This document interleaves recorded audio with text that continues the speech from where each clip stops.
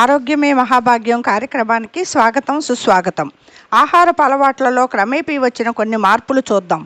సర్వరోగ నివారణి పేరుతో ఎప్పుడో 25 సంవత్సరాల క్రితం ఆయిల్ పుల్లింగ్ అని వచ్చింది.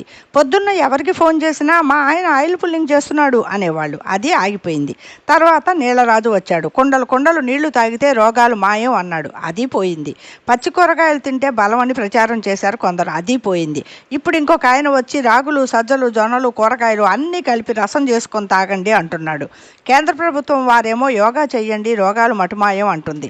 చాన్నాళ్ళ క్రిందట గోదావరి జిల్లాల నుంచి ఒక రాజుగారు వచ్చి మీరు ఉప్పు తింటున్నారా చీ చీ అన్నాడు.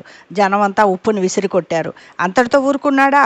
నూనె, నెయ్యి, మీరంతా నూనె తాగుతున్నారా, నెయ్యి తింటున్నారా? సరే అని జనమంతా నూనె డబ్బాలకి సెలవిచ్చి చుక్క నూనెతో తాలింపులు మొదలుపెట్టారు. ఒకానొక మంచి రోజున కృష్ణానది ప్రక్కన మంచి స్థలంలో ప్రకృతి ఆహారాశ్రమం అని ఒకటి మొదలైంది. ప్రజలకు ఉప్పు నూనె లేని వంటలతో 3 పచ్చి కూర ముక్కలు 6 ఆకుకూర రసాలతో నిత్య నూతనంగా విలసిల్లుతుంది. సరే, ఇది ఇలా ఉండగా ఇంకొక ఆయన ఎవరో రాగి చెంబుల్లో నీళ్లు నింపి చంద్రుడి ఎదురుగా పెట్టి తెల్లారా నీళ్లు తాగితే అసలు చావే రాదు అని ఘంటాపదంగా చెప్పాడు. ఇంకేముంది, కొట్లలో పడి రాగి చెంబుల వేట మొదలైంది. అలా వెన్నెల్లో పెట్టిన రాగి చెంబుల్లో నీళ్లు తాగుతూ ఉప్పు నూనె పులుపు తీపి లేని రాజుగారి వంటలు తింటూ 200 ఏళ్లు గ్యారంటీ అనుకుంటున్న దశలో మహారాజశ్రీ మాచినేని ఉద్భవించారు. నూనె మానేశారా పిచ్చోళ్ళారా? మిల్లుల్లో ఆడించిన కొబ్బరి నూనె 100 గ్రాములు తాగండి, ఇక చూడండి అన్నాడు. ఇంకేముంది, కొబ్బరి చెప్పలు సంచిలో వేసుకుని గానుగులంట పడ్డారు జనం. ఇంకొక సాము వచ్చి పురుగు మందులు లేని చిరుధాన్యాలు తినండి, మీ ఆరోగ్యాన్ని మీరే సంరక్షించుకోండి అన్నాడు.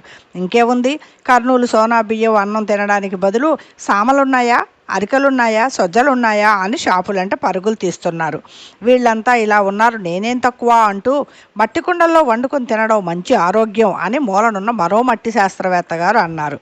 చెయ్యాల్సింది చేయకుండా ఎంతకాలమని వాళ్ళు చెప్పారని వీళ్ళు చెప్పారని ఆరోగ్యం కోసం చెంబులేసుకుని సంచులేసుకుని పరిగెడతారు. ఇకనైనా పరుగులాపి ప్రశాంతంగా జీవించండి.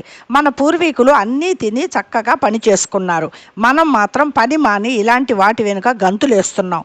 నిజం గ్రహించరా నలుడా? ఈ కార్యక్రమం ఇంతటితో సమాప్తం. మూలం ఒక వాట్సాప్ మెసేజ్, వాచకం బాలమ్మ.